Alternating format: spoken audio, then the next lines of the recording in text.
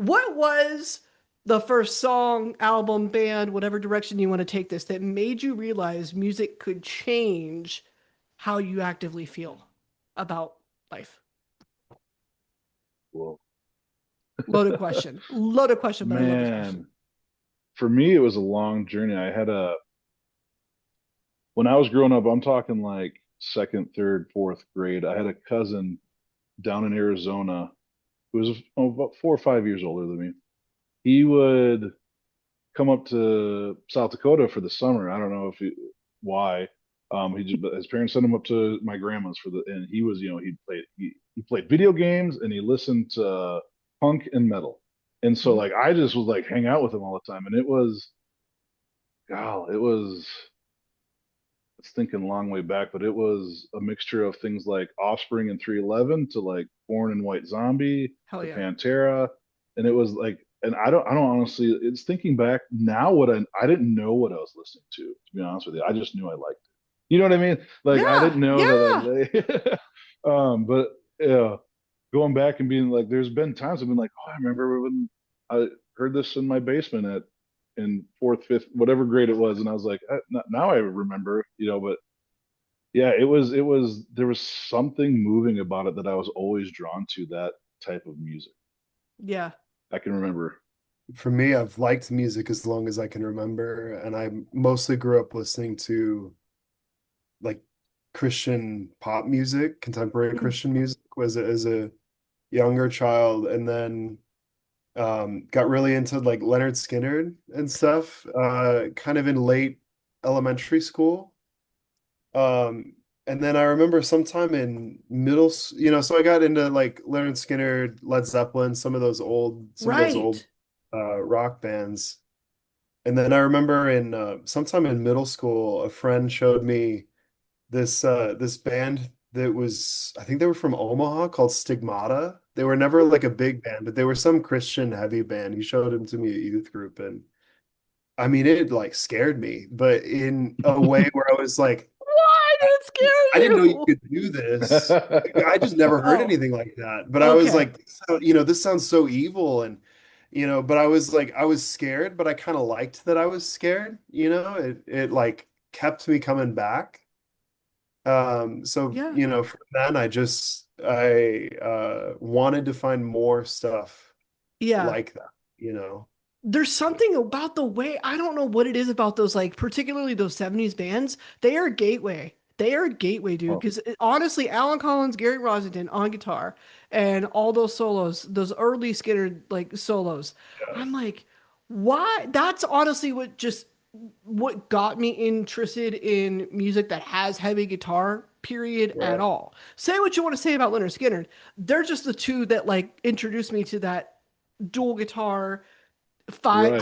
classic 5 piece setup that I was starting to learn that I liked, because guess what follows? Aerosmith, Guns N' Roses, Right. all the above. And then you start to hear Aerosmith bitching about love lost, and you're like, I totally understand this as an 11-year-old whose crush wasn't returned.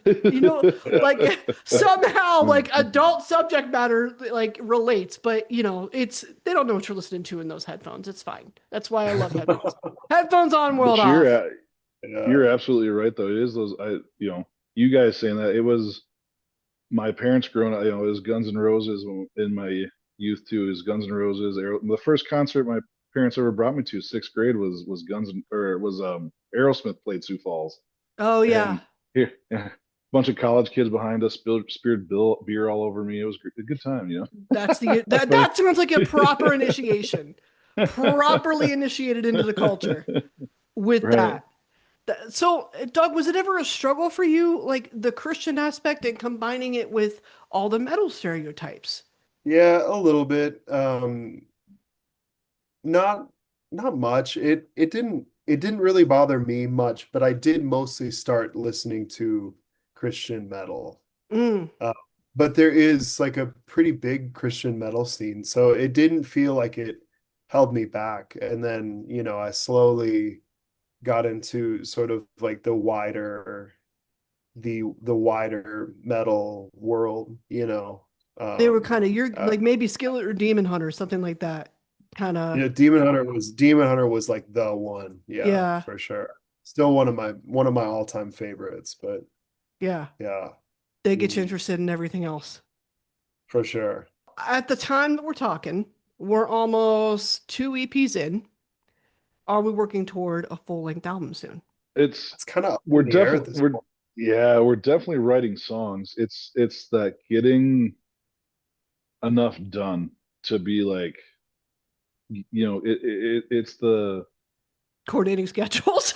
yeah, it really is getting enough done to have, and we've even talked about maybe doing like, if we did another EP, maybe even after this one, like maybe doing a release of all of them together type of deal or something. Mm, Um, doing some combined release or something like that. But it's like I said, we darn near knocked out two-ish songs, have another one right in the chamber in the first few months of this year, and then stuff kind of slows down because people get busy, and I'm just as guilty as anyone in the band with stuff getting busy, and I can't make stuff too. But like it's just tough.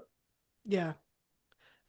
Not playing shows lately has been really nice for getting more of that stuff done too, because Mm, whenever you have shows, if you're not like grouping them all like on a tour, and you're just playing like a show every once in a while, then that just really stops you from building momentum doing anything else because you'll have like a few weeks where you can write, and then it's like, okay, now we have to stop that and we just have to get ready for the show, and yeah, it's that been becomes really the nice to, focus.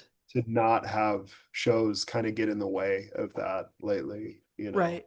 Not that they get in the way, but I understand what you mean. Like Right. you enjoy them, you Yeah, love playing them. it's Yeah, not bad, but it just kind of it kind of co-opts your time, right. when they're all spread out just once a month, once every 2 months, that kind of thing.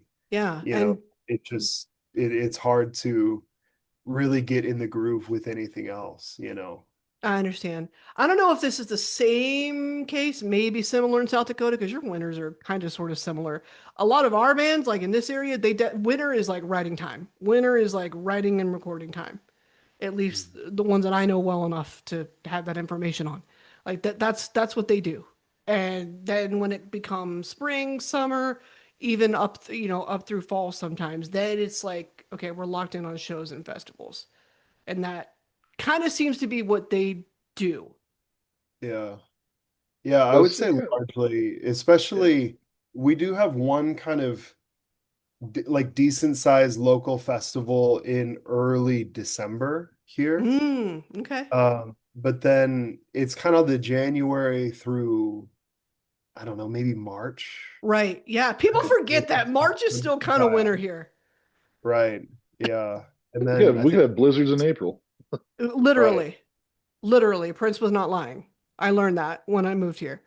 I do not understand how this is tolerable. Why do I live where That's the where earth like hurts my face? Well, that's because it's affordable. That's that's where all this angry music comes from.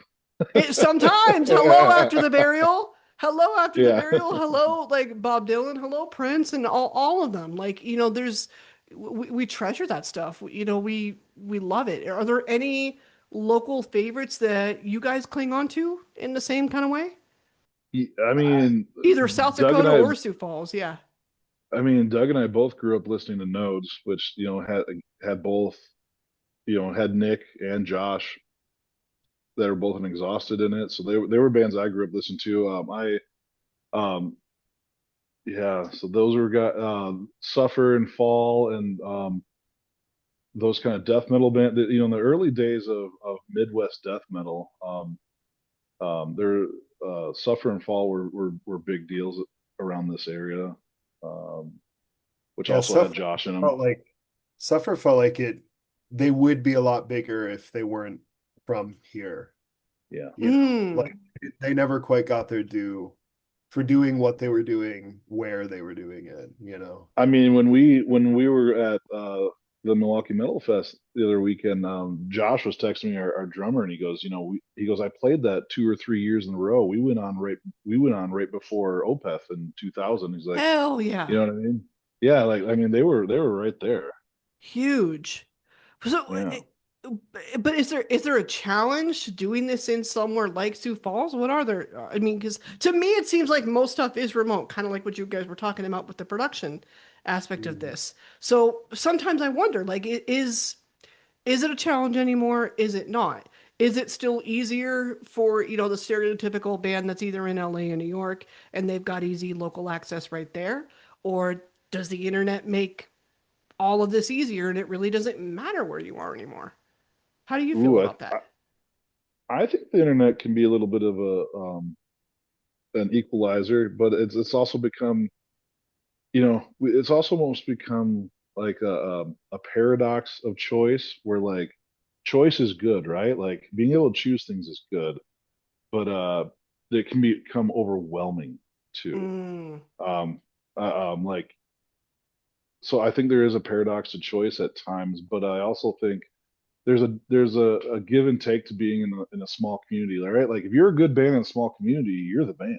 hmm You are the band, and it builds you up. But at the same time, now you got to find somewhere else to go. Whereas if you're in a big music hub of New York, LA, whatever, you don't. You can thrive there and be that, So I think there's give and take to both sides of that.